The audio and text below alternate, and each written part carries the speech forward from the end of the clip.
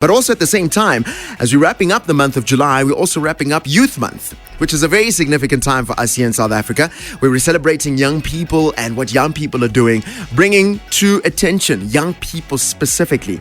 And some such young people are joining me in studio this afternoon to talk about some great work that they are doing, which is absolutely phenomenal. They are in our community, attending at Waterkloof Boys High, if I'm not mistaken, and they're talking to us about something that they've come with to help many schools, parents, peers, and guardians to understand what is happening in the lives of their young ones. Statistics constantly indicate that more and more young people in schools are experiencing very great moments of depression and anxiety, and possibly even leading to suicide. Now, the boys, Wilando as well as Gerthyo Ferriera, are joining me in studio to tell me about something that they've come up with to, how can I say, short circuit and try to detect it earlier before we get to extreme situations. The two brothers from Ferriera, thank you so much for joining me this afternoon. Thank you for having us. It's so good to have you guys here and chat more about what you guys have come up with, which I think is absolutely phenomenal. But where does it start? Because this is it feels like a big problem, and it's easy for one to be feeling like, what can I do in my small little bubble? So maybe, Wilando, I'll bring it to you. How did you move to saying, hey, I've got something that I can do towards this massive national problem? I think it all started with realizing how big the problem is in the world. Because 2 years ago, when my brother was in grade 10, there was a child in his class that committed suicide. And then the question on everyone's mind was just, why didn't we see this? You know, we've been around him for 6 hours every day. We're his best friends. We sit next to him in every single class. But then this happens, and no one knew about it. No one knew it was going to happen. No one knew how to deal with it. And then shortly after that, a girl in my class ran away from home at 6 at night. And the same questions arose, just asking, why didn't we see this? Because we've been friends for so long. Maybe we are to blame because we couldn't see it. And I think the whole process just started with realizing what is wrong and how much it affects the youth of today. Yeah, and that's a very real feeling, because you feel like, man, did I fail this person by not seeing it earlier? So what then went from recognizing, hey, we've missed it, to let's come up with something? I'd love to hear from you, Gerthyo, in terms of that journey from you see the problem to let's come up with something. So during that time, it was COVID, and before we were allowed into school, we had to fill in this online questionnaire that sort of asked us, were you coughing, is your nose running, do you feel sick? So the school could determine which kids needed to quarantine, to stay in lockdown, and which of us could come to school, and sort of give a threat assessment on our risk level for COVID. And we identified this specific problem, and we thought, well, if there's a sort of system in place to screen kids and see if they may be struggling with physical health, if they may have COVID, then maybe we could morph that system or sort of create a new system to screen kids and figure out if they may be struggling with a mental health issue or maybe thinking about harming themselves. Sure. So now that's what you've got, basically. That's the gist of what you've come up with. And how exactly does this work? Is this something that is answered weekly, bi-weekly, daily? And where does the information go? Is it for everyone? Give us more details about that.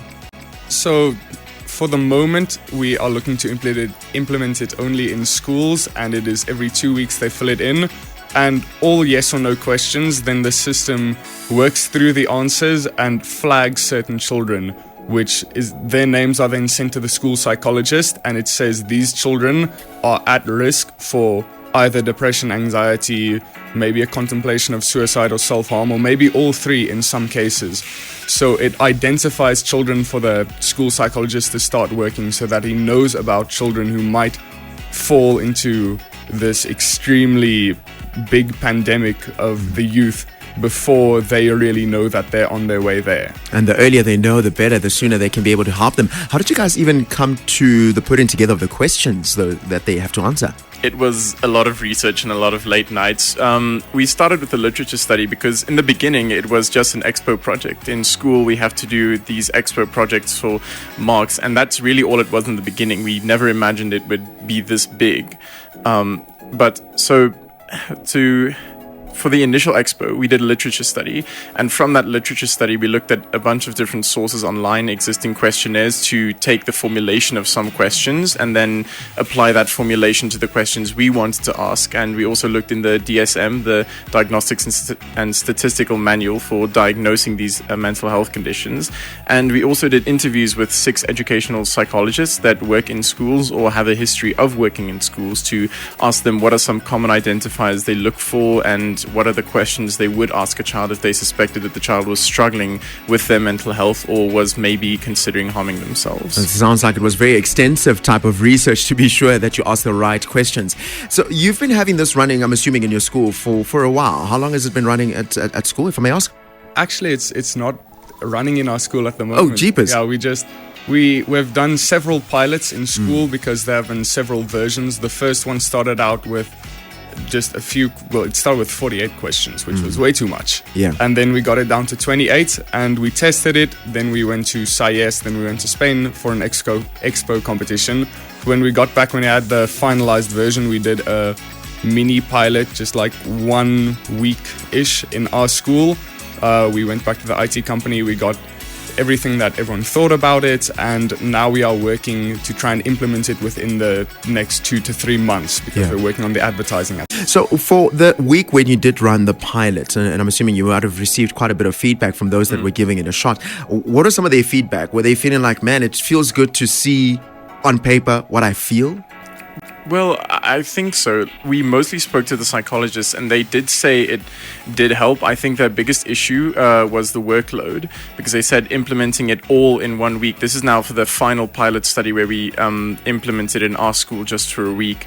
So they said it was a lot of workload. So now we're also working to implement it in phases in any school that we do implement it. So we take 1 grade for 2 weeks, and then in the next 2-week phase, we do the next grade. So you sort of phase it in.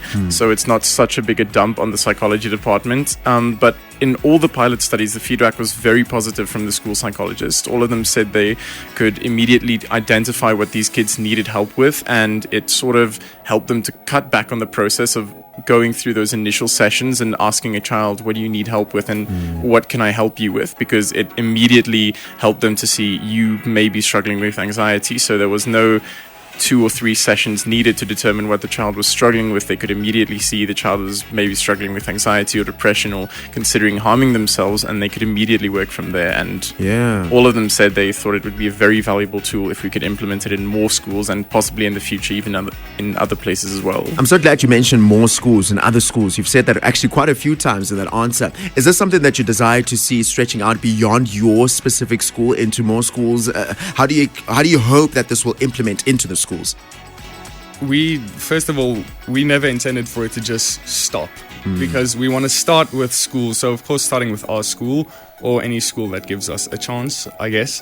And then we want to push it through all the big schools, the big names that everyone knows, the schools that they can kind of vouch for it. And then just keep on spreading through every school. And then once we have secured some big schools, then we'll start working on phase 2, which is schools without a psychology department, or maybe universities, primary schools, workplaces, athletic teams. I really don't think there is a place to stop with this project, because not only youth struggle with their mental health. Absolutely. This is really phenomenal. And as I said it before we even started the interview, as you walked in, that I absolutely take my hat off to both of you for the dedication to go beyond, well, I'm just doing a task and move on, but to say, hey, this is a problem that I'm seeing in our community. Before we wrap up our time together, I'd love to hear from you being on the ground. There's a parent who's listening right now who's probably thinking, man, I can relate to the story of the young girl who 2 weeks later ran away from home at 6 p.m. the evening, or maybe even says, I know of someone in my child's school who committed suicide, who took their life. What do you say to those parents in terms of being on the ground with the teenagers, in terms of what they're actually going through, leading them to that place? What are some of the things that you're learning about teenagers going through from your own experience, from your friends, not from a professional perspective, but from saying, hey, I'm young, and this is some of the pressures that we experience? I think the biggest thing is to just be there for each other, because the best way to prevent these things from happening is early intervention. And the way early intervention happens is looking around you and saying, I see someone that may be struggling, and instead of ignoring it and focusing on your own life, focusing on them and just going to them and saying, I see you could be struggling. So especially for any parents that are listening who may be in a similar situation or feel that they know somebody who's in a similar situation, the best advice is often just to listen and to show anyone that is struggling that you are there for them, and that they do have people to rely on, because most often these thoughts come from a place of where teenagers think they don't have anywhere else to go and they don't have anything else to resort to. So if we can give them a chance and say, but look at all these people that are here for you and look at all these people that want to help you, then we could likely prevent a lot of these deaths and a lot of these cases. Oh man. Wilando, Gerthyo, thank you so much for joining us this afternoon. I'm excited for the work that you're doing. I'm looking forward to seeing this flesh out in your school, in schools in our community in South Africa. And I think ultimately, like you've said, in various other places, in workspaces, in primary schools, in universities, and everywhere, that the sooner we know about the issues that people are facing, that the sooner we're able to then assist them out of that place. So thank you so much for joining us. Thank you very much. Man, oh man, some great conversations with Wilando and Gerthyo Ferriera joining us right here on the Afternoon Drive, talking all things relating to the issues that young people are facing when it comes to mental health, but how they've managed to find a way to close that gap, to be able to say, hey, let's find out sooner, because the sooner we find out, the quicker we're able to assist them. And then if we're able to assist them, we're able to see change in the lives of young people in South Africa.